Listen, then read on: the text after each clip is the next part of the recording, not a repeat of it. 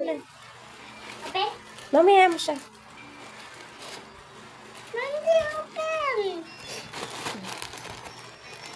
Papi, papi, papi, papi, papi. Dali, open mo.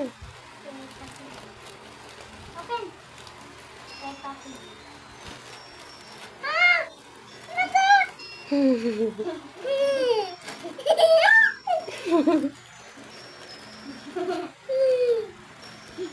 Wow!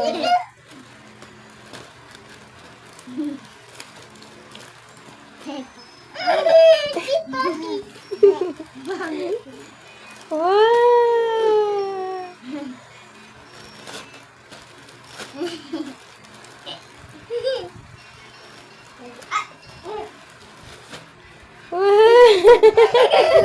Open mo pa, open mo pa.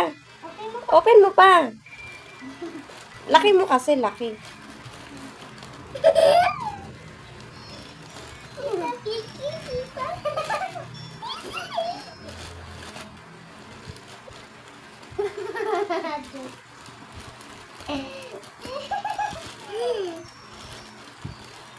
Pepa.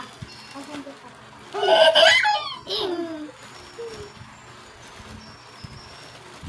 Yan na. Wow!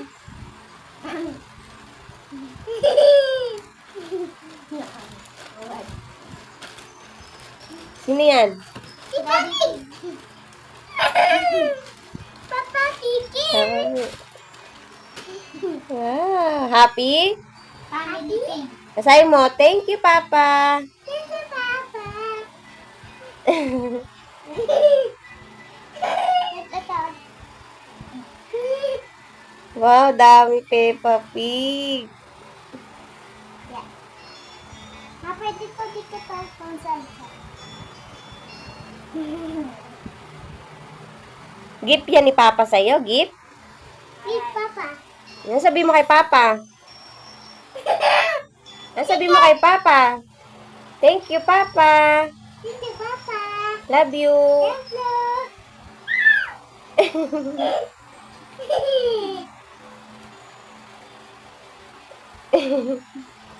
Akala ko malaki. Ma. Hi everyone! At ayun na nga, pagtapos ni Kurt mag-open ng kanyang gift na Peppa Pig, nakita nyo naman kung gaano siya ka-happy, diba? At ayan, umalis nga kami para sa Jollibee kami mag-celebrate ang birthday niya. Tinatamad nga ako nung araw na yan kasi parang gusto ko is mag-order na lang at sabay kami mag-celebrate. Kaso naisip din namin mag-asawa na isimba muna namin si Kurt at makapagsimba na rin kami. Kaya ayun, nagmadali na nga asawa ko kasi baka abutan daw kami ng ulan. At nung umalis na nga kami, pagdating namin sa pupuntahan namin, ay bumili muna kami ng cake sa Cindy's. Mocha flavor nga pala yan at grabe sobrang sarap niya. At ayun nga, pagtapos namin bumili ng cake sa Cindy's, ay dumiretso na kami sa simbahan para magsimba. At dapat nga mag-iikot pa kami pagtapos namin magsimba. Kaso nga lang, paglabas namin ng simbahan, biglang umulan. Kaya naisipan namin na dumiretso na lang sa Jollibee. At ayan na nga, nakapag-order na rin ako dyan. At habang nag-aantay kami ng pagkain, ay tamang kwentuhan muna at picture-picture. At ayan, sabi nga pa nga ni Nicolo, gusto niya sa birthday niya, ganyan din daw. Sabi ko, sige. At ayan na nga, dumating na yung aming order. Ayan, sobrang happy naman sila kahit papano. Syempre, kami din ang asawa ko. Gusto po nga ng asawa ko, magluto na lang kami sa bahay. Kaso, sabi ko, tinatamad naman ako, saka magkano rin magagastos, lalo na sobrang mahal ng bilihin, Ricardo pa lang, hindi naman sa pagdadamot. Pero, sabi niya, sa bagay, kung ayan nga, kami-kami lang, kahit papano, magkano lang magagastos namin, diba? Hindi naman sa pagdadamot yung ganung bagay, pero syempre kailangan din natin magtipid. At ayan na nga, sarap na kami sa pagkain dyan at pinalipat namin si Kurt sa tabi namin para makain siya ng maayos.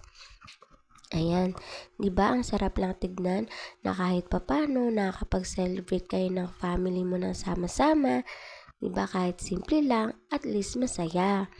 Diba? At ayan nga, ang baby namin tamang kain lang sa gilid. Pataas-taas man ng paa, akala mo nasa bahay, 'di ba? At alam nyo ba, naisipan ko na bago kami pumunta sa Jollibee, syempre bago kami umalis, nagsaing muna ako ng kanin kasi alam ko mabibitin sila, lalo na yung asawa ko. Kaya ayan, nagdala na nga ako ng kanin. Buti na lang, may Tupperware kami ng Jollibee para hindi masyado halata, diba? At least kahit papano busog kasi kung order ka pa, magkano na rin. Kapiranggot lang yung 35 pesos na kanin. Tapos di ka pa mabubusog. Ayan, diba? Busog kaming lahat. Hindi pa nga halos nauubos ang kanin kasi busog na nga sila. Tapos kumain pa sila ng cake. Ayan, diba? So, ayun. Enjoy naman kami kahit papano. Masaya. Masaya din sila. Tinanong namin sila kung masaya sila. Happy daw. Syempre, lalo na si Kurt. At alam nyo ba, si Kurt, grabe no. Nakita nyo naman kung gano'n niya ka-favorite yung Peppa Pig. Diba? At ayan, kinuha ko muna yung cellphone ko. Kasi, bigla siyang nag-black. Parang dumilim. So, kinat ko na lang yun. At ayan, tignan nyo naman yung baby namin, no. Grabe, akala mo nasa bahay lang. Sarap pa ng kain yan, diba? At ayun na nga, tapos na kami kumain kaya tamang ligpit lang kami na pinagkainan namin. Ganyan talaga kami pag kumakain kami sa labas. Yung tipong akala mo parang walang nangyari. Ayan. Para kahit papano kung sino man yung unang uupo or kakain, hindi na mahirapan maglinis yung crew. Ayan, di ba? Parang tulong na rin natin yun sa kanila para mapadali yung gawain nila kahit papano. Ayan. Sabi ko nga, ubusin na lang kaya namin yung price dyan. No? Kasi para may malagyan ng kalat may malagyan ng kalat. Kumbaga yung paper bag malagyan ng kalat. Ayan, grabe, nalilito na ako. Sorry naman. At ayan na nga, diba? Enjoy naman sila kahit papano. Ayan, sa Tikisha, ang likot-likot na. Pati si Nicolo, halatang naka-full charge na, diba? Ayan, pa-selfie-selfie pa yan. Magsi-selfie pa yan sila.